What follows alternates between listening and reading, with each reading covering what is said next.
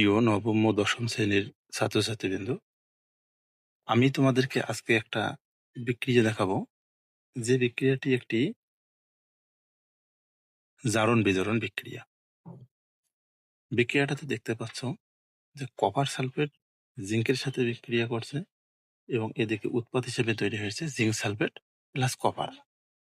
আমরা জানি যে সাধারণত মুক্ত অবস্থায় সকল মৌলের বা যৌগের জারণ মান শূন্য থাকে। আমরা আজকে জারণ মান দিয়েই জারণ বিজারণ বা জারক বিচারক বের করব।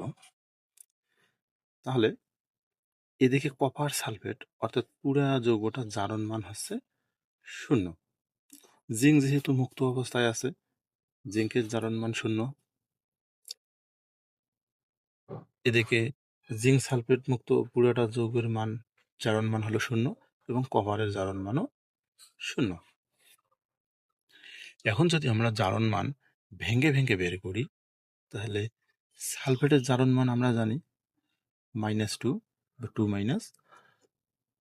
তাহলে এই পুরা যৌগটার জারণ মান যেহেতু 0, তাহলে -2 জারণ মান এখন 0 মিল করতে কপারের জারণ মান হবে +2।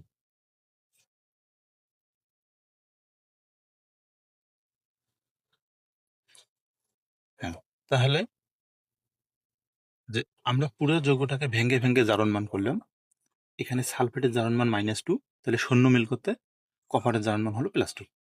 জিঙ্ক 0 মুক্ত অবস্থায় 0।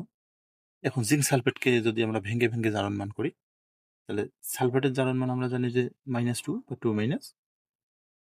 তাহলে 0 মিল করতে জিঙ্কের জারণ মান হচ্ছে 2+, কপারের জারণ মান 0।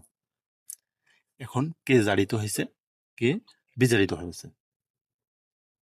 আমরা জানি যে কপারের জারণ মান এদিকে হচ্ছে +2 আর উৎপাদকের জারণ মান হচ্ছে 0।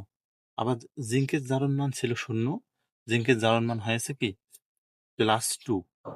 তাহলে বিক্রিয়কে জিঙ্কের জারণ মান ছিল 0, উৎপাদকে জিঙ্কের জারণ মান 0 থেকে বৃদ্ধি পেয়ে হয়েছে কত 2+, অর্থাৎ জারণ মান কি বৃদ্ধি পেয়েছে। জিঙ্কের জারণ মান যেহেতু বৃদ্ধি পেয়েছে, সেহেতু জিঙ্ক জারিত হয়েছে। তাহলে যার জারণ মান বৃদ্ধি পাবে সে জারিত হবে।